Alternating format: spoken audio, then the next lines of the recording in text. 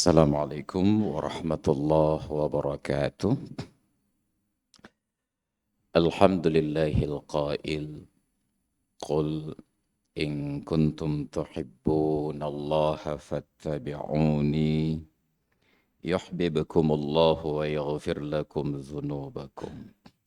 Allahumma salli wa sallim ala habibina wa syafi'ina wa maulana Muhammadin المبعوث رحمة للعالمين وعلى آله وصحبه والتابعين له إلى يوم الدين وبعد.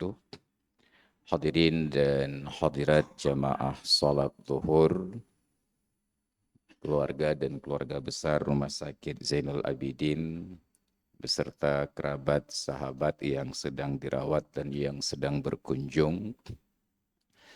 Kita sudah memasuki 10 hari yang kedua dari bulan Sya'ban.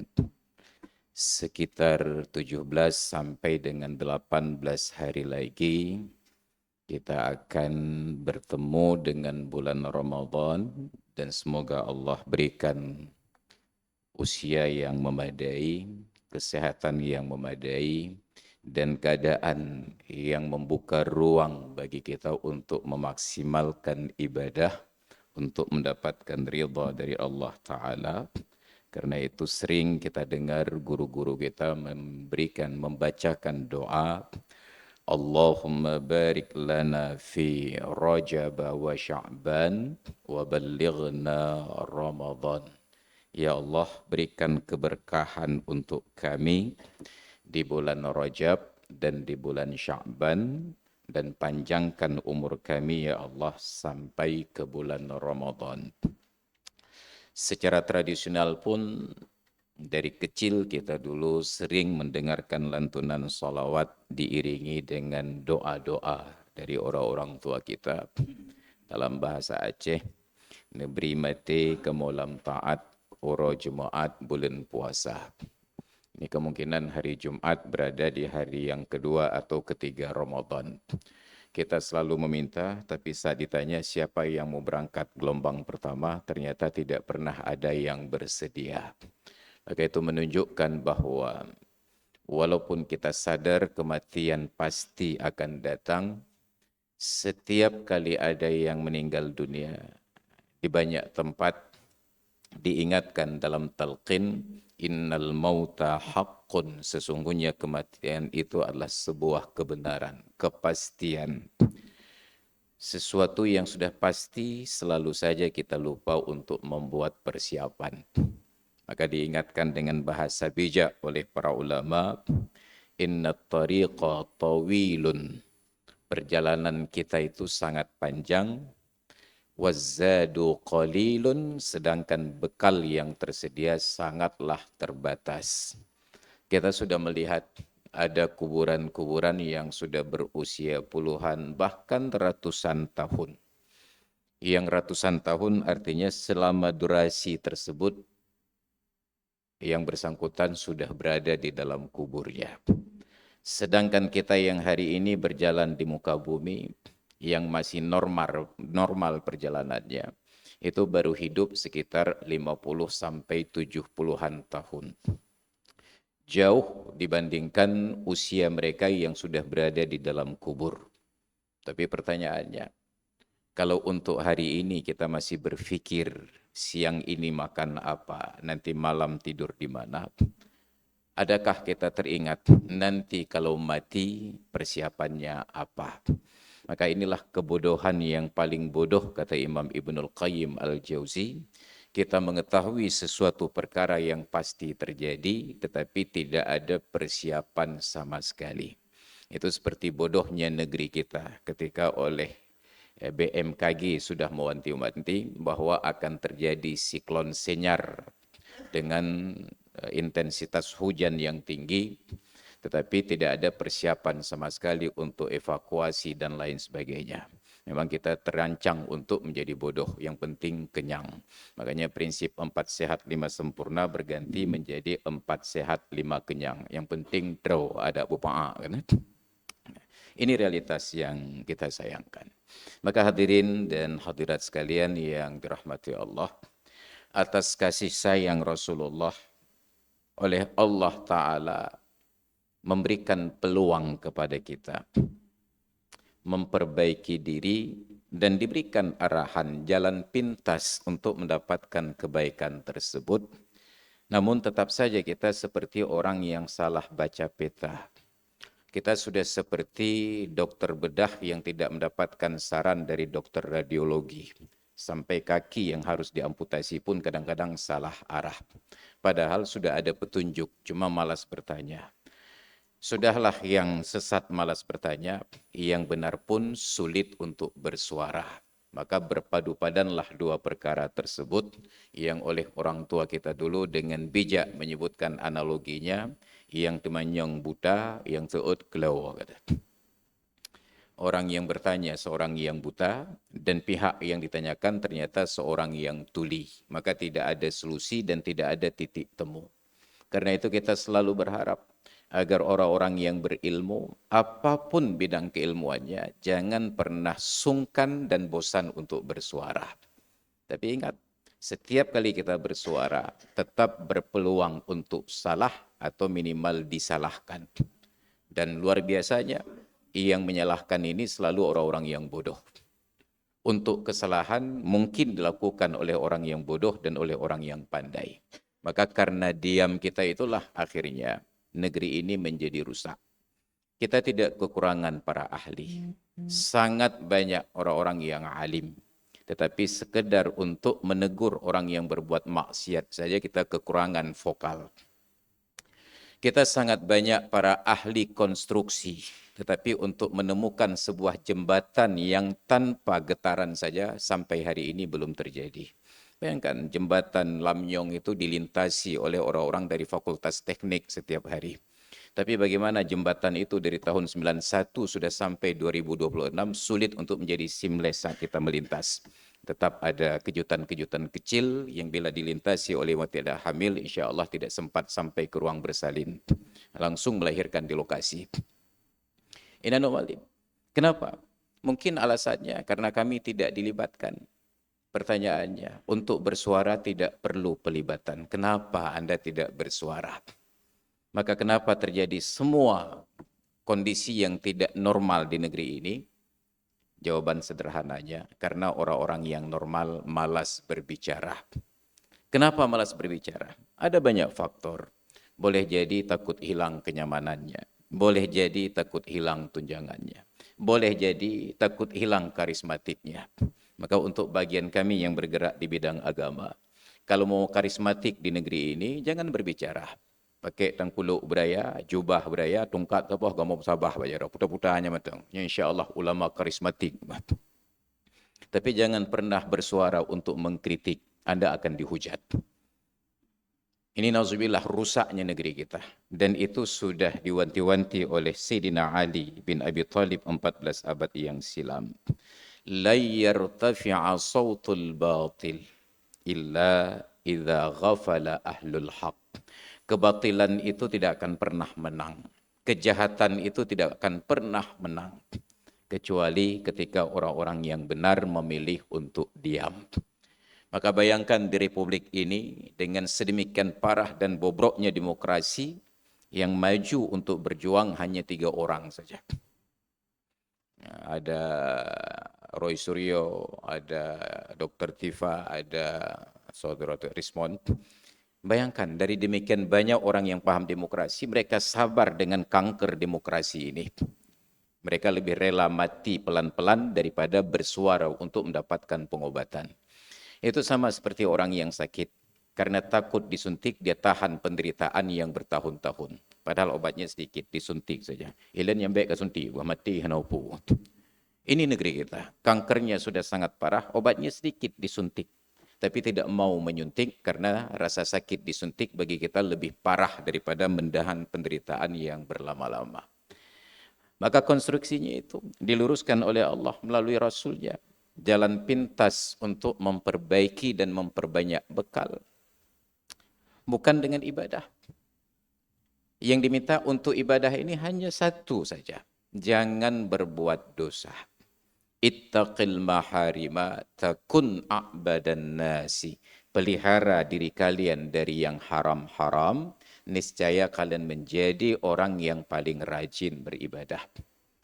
Maka jangan terkagum-kagum melihat ada orang selesai sholat duhur, sebelumnya ada qabliyah duhur, ada tahiyatul masjid, setelahnya ada ba'dah duhur, duduk wirid tilawah Al-Quran, tidak keluar-keluar dari masjid. Belum tentu taat. Kenapa? Apabila dia tidak selamat dari yang haram. Haram apalagi kalau dia duduk di masjid beriktikaf 24 jam sehari. Haram. Karena ada istri dan anak yang harus dinafkahi dan dia tidak bekerja untuk mencari rezeki itu. Maka kan dalam riwayat ada yang katakan Rasulullah, ada yang katakan Nabi Isa alaihi salam melihat seorang yang beriktikaf di tempat ibadah. Nah, kalaulah ini dari Rasulullah, maka tempat itu masjid. Ditanya oleh Nabi, itu si fulan yang beribadah di dalam masjid, berhari-hari tidak keluar mencari nafkah. Siapa yang menafkahinya? Orang yang mengenal pria tersebut menjawab, akhuhu ya Rasulullah. Saudaranya ya Rasulullah. Dia beribadah tapi difasilitasi oleh saudaranya. Saudaranya yang cari nafkah, yang menafkahi dia. Apa respon Nabi? Idzan akhuhu a'badu minhu.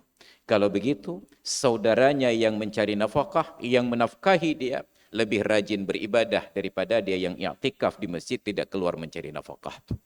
Kita lupa bahwa mencari nafkah juga sebuah kewajiban. Apa makna wajib?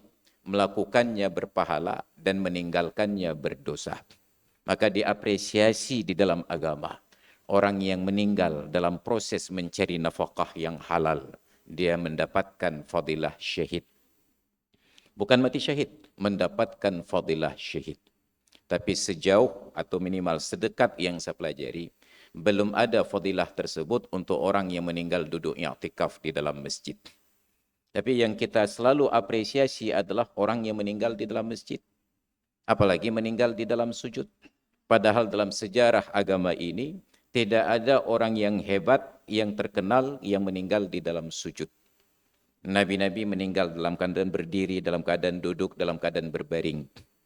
Orang-orang soleh meninggal dalam keadaan berdiri, dalam keadaan duduk, dalam keadaan berbaring. Tidak pernah kita baca ada orang soleh meninggal ke dalam keadaan sujud yang terkenal. Dan satu-satunya yang terkenal meninggal dalam keadaan sujud adalah Mbah Marijan yang jaga Gunung Merapi. Tapi yang kita apresiasi orang yang meninggal sujud. Nggak ada masalah, itu sebuah kelebihan. Tapi kesalahan kita adalah ketika tidak memberikan porsi yang sama, apalagi lebih untuk orang yang meninggal sedang mencari nafkah. Seorang pria tua lanjut usia, masih punya seorang istri yang wajib ditanggung nafkahnya. Ia keluar dari rumah mendorong sepeda. Dia gantung keranjang, dia beli beberapa sisir pisang untuk dijual kembali. Ia berjalan, menyeberang jalan, terjadi insiden, kecelakaan, meninggal dunia. Tidak ada yang apresiasi, malah dicemooh. Yang ketuha-tuha mentang melikak berjalan, kanggo meretip-meretip ke ruang masjid. Padahal beliau meninggal sedang mencari nafkah. Tapi ada seorang pemuda punya istri dan anak. Tidak keluar mencari nafkah, hanya duduk saja di masjid untuk beriktikaf. Meninggal sedang iktikaf, seluruh dunia akan apresiasi. Luar biasa, meninggal sedang duduk iktikaf di masjid. Kita hanya disuruh ke masjid untuk salat berjamaah. Tapi begitu selesai, فَإِذَا قُضِيَتِ الصَّلَاةُ فَانْتَشِرُوا فِي الْأَرْضِ. Apabila sudah selesai salat, bertebaranlah di muka bumi. Untuk apa? Wabtaghu min fadlillah. Carilah karunia Allah. Kapan berzikirnya? Wadhkurullah. Kita bisa berzikir sambil mencari nafkah, sambil berjualan, sambil bekerja. Dokter sambil mengobati pasien, malah makin tenang pasiennya. Saya dulu pernah jadi sopir ketika pulang pengajian di bulan-bulan Ramadan, libur sebulan. Kebetulan orang tua saya punya unit Armada L300, beberapa unit. Enggak ada kegiatan bulan Ramadan, saya cari uang tambahan untuk bekal hari raya jadi sopir, bergabung dalam perusahaan Bintang Lestari. Itu L300, belum ada Toyota Hiace, masih di Genta Plaza terminalnya. Tetap dengan penampilan, pakai baju koko pakai peci, pakai kain sarung. Begitu bulan Ramadan, di depan yang sepatutnya duduk 2 penumpang, 3 muatnya. Begitu kita standar sendiri. Begitu masukkan persneling gigi pertama yang Mbak Astio, Bismillah. Langsung penumpang merespon, Alhamdulillah. Nyonya kau baca doa itu kaman. Kenapa? Mereka tidak pernah atau minimal jarang mendapati ada sopir yang ketika memulai perjalanan minimal diawali dengan Bismillah, apalagi dengan doa perjalanan. Maka bayangkan ketika seorang dokter saat ingin suntik pasien, ketika seorang dokter ingin tuliskan resep obat, ketika seorang perawat paramedis ingin memberikan resep obat, diawali dengan sedikit Bismillah. Walaupun sendiri tidak pernah, tapi di depan pasien dia pertontonkan akhlak seperti ini. Meningkat imunitasnya. Lebih bagah pulih. Makanya orang-orang kampung lebih senang datang kepada orang-orang yang merajah, baca Bismillah, dong pulih. Maka bayangkan perpaduan pengobatan modern dengan sufisme Islam, dengan doa-doa tersebut. Maka sungguh akan melipat gandakan nilai tawarnya. Maka hadirin dan hadirat sekalian yang dirahmati Allah. Islam datang rahmatan lil alamin, untuk menjadi rahmat bagi sekalian alam. Ini yang kita lupakan selama ini. Seolah-olah bagi kita ibadah itu hanya di dalam masjid. Kita lupa berinteraksi, akhlak itu adalah ibadah yang paling utama. Maka dalam sebuah riwayat kata Nabi, dalam hadis yang sangat panjang, pada bahagian akhirnya beliau tegaskan, la an amshiya ma'a akhilli fi hajatin lahu sa'atan min naharin aw laylin kana ahabbu ilayya min i'tikafi syahrin fi masjidi hadza. Sungguh aku berjalan menemani seorang kawan untuk suatu hajat, sebuah kepentingan. Sesaat saja, apakah siang ataupun malam, selesai ataupun tidak, perkara tersebut lebih aku cintai daripada aku duduk beriktikaf di masjidku ini, kata Nabi, Masjid Nabawi. Lebih aku senangi daripada iktikaf di masjidku ini selama sebulan. Maka betapa banyak warga dari pelosok daerah datang ke rumah sakit Zainul Abidin yang mereka tidak pernah sampai ke Banda Aceh. Terbingung-bingung sampai ke rumah sakit, saya akan bertemu siapa, saya akan datang ke ruangan mana. Lalu kita apakah pegawai di rumah sakit ini atau orang yang berinteraksi dengan rumah sakit ini bisa memberikan sedikit arahan atau bantuan. Melihat orang terbingung, kita tanya, kenapa Pak? Saya mau urus surat ini, enggak tahu mau kemana. Ayo saya temani. Kana ahabbu ilayya min i'tikafi syahrin fi masjidi hadza. Lebih aku senangi daripada duduk i'tikaf di masjidku ini sebulan. Tapi kita hari ini dibentuk untuk menjadi individualis, menjadi egois. Yang penting tugas kita selesai, orang lain itu urusan Allah Ta'ala. Kita lupa tentang akhlak. Maka Islam oleh Rasulullah Sallallahu Alaihi Wasallam, beliau katakan misi beliau satu-satunya, bukan salah satunya, satu-satunya. Innama bu'istu liutammima makarimal akhlak. Hanya saja aku diutus oleh Allah untuk menyempurnakan akhlak mulia. Bukan untuk menyuruh kalian salat, kalian puasa, bayar zakat dan haji. Menjadi sia-sia semua itu bila akhlak kalian tidak berubah menjadi lebih baik lagi. Karena salat di dalam Islam bukan tujuan. Salat adalah alat. Aqimis salata lidzikri. Dirikan salat. Untuk apa salat? Bukan untuk salat, tapi untuk mengingatku. Aqimis salah, dirikan salat. Kenapa? Innas salata tanha 'anil fahsya'i wal munkar. Karena salat dapat menjadi alat untuk mencegah dari perbuatan keji dan mungkar. Tapi walaupun Anda mengingat Allah, walaupun Anda tidak berbuat keji dan mungkar, bila Anda tidak salat juga tetap sia-sia. Maka ada perpaduan dua perkara. Tapi ingat bahwa salat bukanlah alat, tetapi itu menjadi alat. Salat bukanlah tujuan, tetapi itu menjadi alat yang paling utama, sehingga tercapainya tujuan tanpa alat tersebut tetap dianggap tidak berhasil. Maka hadirin dan hadirat sekalian yang dirahmati Allah, mudah-mudahan menjadi inspirasi bagi kita menjadi pribadi muslim yang lebih baik, yang berakhlak. Dan ingat, akhlak itu ditandai dua perkara. Yang pertama tata krama, cara kita berinteraksi, dan yang kedua tata busana, cara kita berpakaian. maka yakinlah kita akan mengenal seorang itu Islam atau minimal Islami karena pakaiannya. Atau yang kedua, pakaiannya tidak terurus compang-camping, tapi kita mengenal dia Islam karena tata keramanya. Maka kalau dua perkara itu berpadu pada seorang, yakinlah Anda seorang muslim yang sempurna. Hadirin dan hadirat sekalian yang dirahmati Allah, demikian sekedar untuk saling mengingatkan. Terima kasih atas perhatian dan mohon maaf atas segala kekurangan. Hadanallahu wa iyyakum ajma'in. Assalamualaikum warahmatullahi wabarakatuh.